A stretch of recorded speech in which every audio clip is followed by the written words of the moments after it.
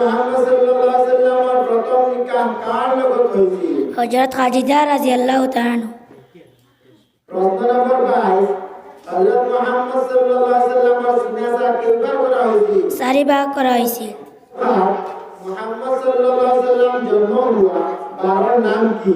ক বুধবার, খ শনিবার, গ সোমবার, ঘ শুক্রবার। গ সোমবার। প্রশ্ন নম্বর 19 নবীজির মাতৃতাকর বংশ কার লগত একত্রিত হয়?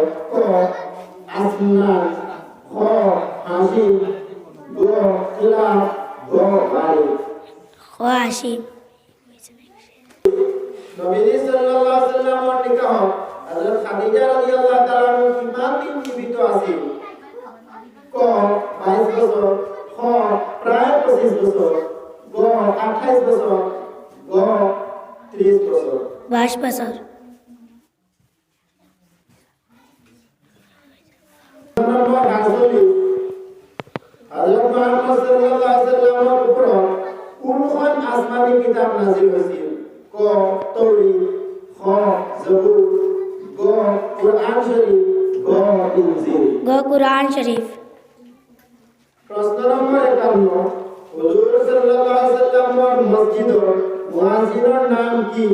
ক হযরত আলী রাদিয়াল্লাহু তাআলা, খ হযরত ওমর রাদিয়াল্লাহু তাআলা, গ হযরত বিলাল রাদিয়াল্লাহু তাআলা, গ হযরত আবু হুরায়রা রাদিয়াল্লাহু। গ হযরত বিল্লাল রাদিয়াল্লাহু তাআলা।